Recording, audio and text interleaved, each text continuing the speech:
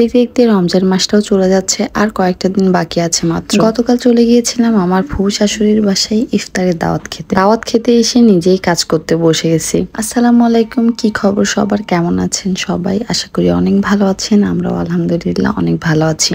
আজকে আমার ফুফু শাশুড়ির বাসায় আমাদের হচ্ছে ইফতারের দাওয়াত। তো আমি আর সাইফান আমরা দুজনই হচ্ছে সকাল সকালই চলে আসছি। আমার ফুফু শাশুড়িরা 5 বোন একসাথে প্রতি বছরই ইফতারের আয়োজন করে, তো এবারও করছে। তো আমি আর আমার ছেলে দুপুরের পরপরই চলে আসছি ফুপুদের এখানে, যেহেতু ফুপু আমাদের একটু সকাল সকালে আসতে বলছিল। আসার পরপরই দেখি সবাই কাটাকুটি নিয়ে ব্যস্ত হয়ে পড়েছে, যেহেতু ইফতার দিবে। আর আজকে হচ্ছে বাসায় ছোলা রান্না করবে, আর বাদ বাকি সবকিছুই বাইরে থেকে কিনে নিয়ে আসবে। আজকে অনেক গরম পড়ছে, যার কারণে বাসায় কোনো কিছু রান্না বান্না করা ঝামেলা করিনি, এই জন্য সবকিছুই বাইরে থেকে নিয়ে আসছে। আর জাস্ট ছোলাটা হচ্ছে বাসায় রান্না করবে, এই জন্য নিপু হচ্ছে পেঁয়াজ রসুন এগুলো কেটে দিচ্ছিল। আর আমি এদিকে ছোলাগুলো খুব সুন্দর করে ধুয়ে প্রেসার কুকারে উঠাই দিচ্ছিলাম। এগুলা হচ্ছে সবগুলা সিদ্ধ করা হবে। আর এখানে প্রায় 3 কেজির বেশি ছোলা ছিল, তো এতগুলো ছোলা তো একবারে প্রেসার কুকারে সিদ্ধ করা যাবে না, এই জন্য আমি অল্প অল্প করে সিদ্ধ করার জন্য প্রেসার কুকারে উঠাচ্ছিলাম। ফুপু তাদের বাসার আশেপাশে যত প্রতিবেশী আছে সবার বাসায় ইফতার পাঠাবে, আর নিজেরা সবাই মিলে আজকে একসাথে বসে ইফতার করব আমরা। এদিকে আমাদের কাটাকুটি সবকিছু শেষ, এখন হচ্ছে ছোলাটা চুলায় বসে দিয়েছে। আর আজকে ছোলাটা রান্না করবে নুনহার ফুপু। ছোলা রান্নার জন্য সব মশলাপাতি রেডি, বাট জিরা কিনতে ভুলে গেছি, যার কারণে ছোয়াকে আমরা পাঠিয়েছি দোকানে জিরা কিনে নিয়ে আসার জন্য। ছোলার জন্য এই 10 টাকার জিরে নিয়ে এসেছে। এটা একটা কথার মতো। কত আনবো? কয় টাকা টানবো? তুই খোলা জিরা আনবি না? খোলা জিরা দিতে পারছ না? দেন এই ধর। তুই খোলাটা নিয়ে আসবি না, প্যাকেটটা নিয়ে আসিস?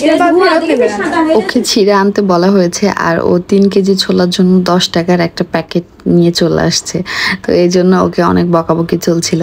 তো যাই হোক, নোনার ফুপু ওইদিকে ছোলা রান্না করছে আর বাজার থেকে সবকিছু চলে আসছে, এই জন্য আমি আর নিপু চলে আসলাম এদিকে প্যাকেট রেডি করার জন্য। যেহেতু সবার বাসায় বাসায় ইফতারগুলো পৌঁছে দেওয়া লাগবে, তো আমরা চাচ্ছিলাম যে একটু দ্রুত এই কাজগুলা কমপ্লিট করি, যাতে করে সবার বাসায় সঠিক টাইমে ইফতারগুলো পৌঁছে দিতে পারি। আজকের ইফতারের আইটেমের মধ্যে ছিল ছোলা, আলুর চপ, বেগুনি, পেঁয়াজু, আঙুর ফল, খেজুর, কলা, তারপর হচ্ছে কমলা আর জিলাপি। প্রায় 10টা আইটেম ছিল।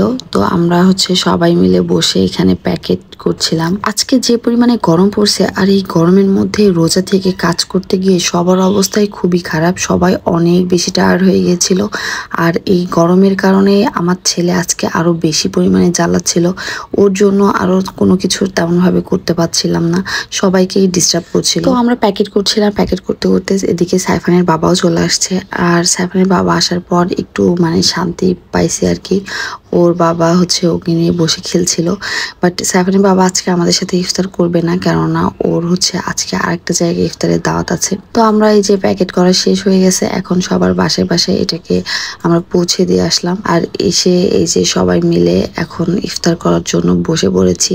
এদিকে আমার ছেলে মস্ত বড় একটা শসা নিয়ে সেই শসা খেতে বসে গেছে, তার শসা অনেক বেশি পছন্দ। আজকে আমার বাবাটার গরমের জন্য অনেক কষ্ট হয়েছে। ইফতারের আর বেশি দেরি নাই, তো এদিকে হচ্ছে নিপু আর ছোয়া দুজনে মিলে শরবত বানানোর জন্য মস্ত বড় একটা হাড়ির মধ্যে হচ্ছে লেবুগুলা সব চিপছিল, বাট লেবুতে একটু রস নাই, তারা দুজন মিলে খুব যুদ্ধ করে লেবুগুলা চিপছিল। আর আমরা বসে আছি আজানের অপেক্ষায়, আজান দিলে ইনশাল্লাহ আমরা ইফতার করব। তো আজকের ভিডিওটা এই পর্যন্তই ছিল, নেক্সট ভিডিওয় আবার দেখা হয়ে যাবে। সে পর্যন্ত সবাই ভালো থাকবেন, সুস্থ থাকবেন, আল্লাহ হাফিজ।